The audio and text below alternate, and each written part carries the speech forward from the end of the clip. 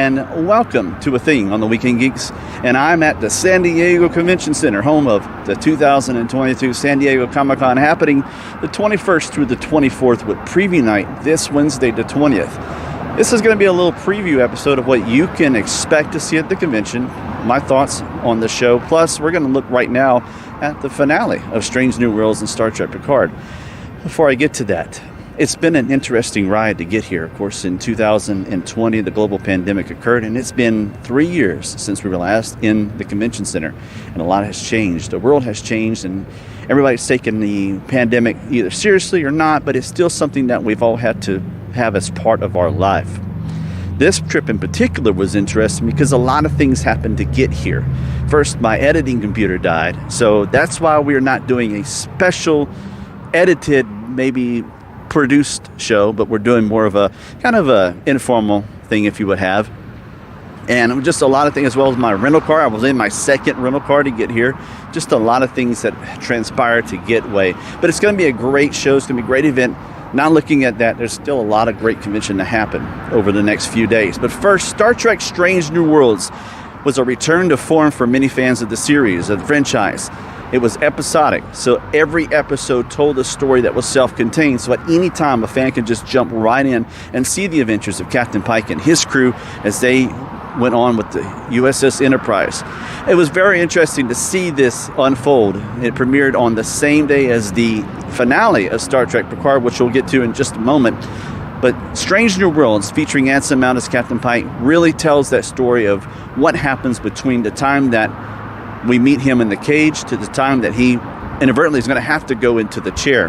The finale episode, and if you haven't seen it, I would advise you to see it before you watch this, but the finale episode, The Quality of Mercy, was kind of a telling of what the balance of terror would have been like without Captain Kirk at the helm. Of course, we do end up seeing Captain Kirk, played by Paul Wesley. He does a fantastic performance, but it's not the same Captain Kirk that we all know and love and respect.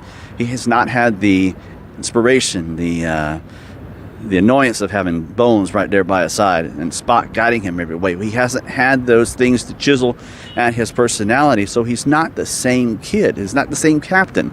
He's just not the same guy, and it has to be told in a different element. It's not the same as you would see in the normal original series, and so that has to be told, and I think people kind of lose that whenever they think about this. They just kind of see Paul Wesley's performance and go, oh, he's just ripping off what Jim Carrey did. Now, yes, it could be, and the portrayal may be that way, but it is not the same Captain Kirk. Now, on the other hand, Star Trek Picard in Season 2 really kind of hit a home run at the end of the series with the goodbye to Q, the goodbye to a love and hate relationship, probably more hate by Jean-Luc with Q, but with the end of the episode really told the story of why Picard maybe was upset with his life, why he wasn't the warm captain that he could have been. You know, he was dealing with a lot throughout his life. It was even mentioned that he would often think of his mother as an old woman, and they would have tea and talk about life.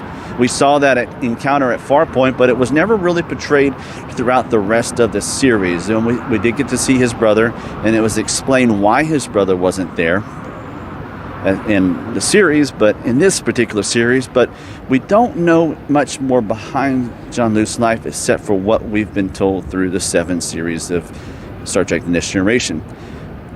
Seeing the Stargazer really brought back a lot of nostalgia. They just seem to kind of be running on all thrusters, as they would say in the Star Trek world, as far as everything that the second season started with. And then it kind of got a little slow as it went through.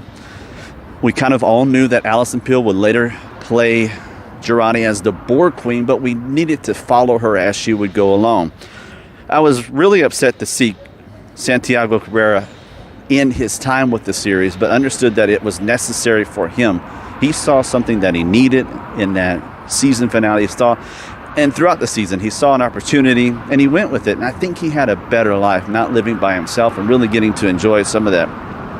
There was a big resolution with Jean-Luc and Q with that hug, and then Q telling the rest of the gang that he would see them out there. A nice nod to the end of Next Generation. It really, for me, it was a point of, no, I'm not crying, you're crying. I'm not teary, you're teary. really told a good story. And I was very upset to see that Q was going away. Maybe not. I think we might still end up seeing a little bit of him as they portray in Lower Decks and things like that, but we won't see him any further on screen, kind of like what we saw in the end of season 1 of Picard. We don't know any more details behind season 3, except that will be possibly Next Generation season 8. I hope not. I hope they tell a compelling story that really brings us to what the closure that we need. I don't think any further that we're going to see the death of Jean-Luc Picard, but we're going to see something that's going to bring a solid closure to that. Now, the Borg, what's the Borg going to do? We saw the Borg having the coming into this season at the beginning. We thought that they were just going to destroy everything, and now there's a relationship between them and the Federation. They've asked to come into the Federation, so that will be interesting to find out. Are they going to betray him, or are they going to be a good ally? What was in that thing that was shown to us? What is it? What was it actually going to be? That's all things that we have to be told in season 3 for season 3 to work out. We know that Santiago Cabrera will not be back. We also know that Alison Pill's not returning. So where are the Borg going to go? We just don't know. There's a lot of questions to be asked, and we know that Will Wheaton has not been asked to come back as well, even though we saw him at the end of season 3. We can expect him not to return for this season of Picard. Going back to San Diego Comic-Con, a few facts that I thought was interesting. The convention was actually founded in 1970 as the Golden State Comic-Con, where only 300 people attended. The event was held from August 1st through the 3rd. And then in 1991, it moved to this big facility that's in front of me, where it has it's just exploded. Everyone that has come here, this has become the exclusive event that everyone tries to get in. Everything is involved with lotteries, and you have to have, I guess, good luck in making it known that you can be here. Now, big change this year is that there are no carpet in the exhibit hall. I kind of peeked in and saw that. So there will be no carpet in the exhibit hall in any of the aisles. The booths themselves will have it, but normally there are carpeted aisles and things that give people a little bit of break. That won't happen this year. Some other things that are important is all the attendees are going to be required to get both a wristband and wear a one of these things, face mask. It is mandatory for all of attendees to wear a face mask while they are at the convention. Failure to wear those while you're inside will result in, I think, being asked to leave the convention. But there's so many other good things. There's in the exclusives portal that just ended yesterday that people are going to have a chance to get autographs and collectibles. And then we're just going to see just a great convention behind me back here. Some of the offsites are starting to take place. I walked by the Star Trek exhibit earlier with 10-4 and some of that other stuff. So that is going to be a fantastic time as a Trekkie. I want to see it. We're also going to attend a D&D event. Everything that is off-site either happens behind me here or happens on the grounds of the convention on the other side of the convention center. To my left is Hall H, and I think I've seen people already in line for that. It wouldn't surprise me, people getting ready to attend whatever panels are available.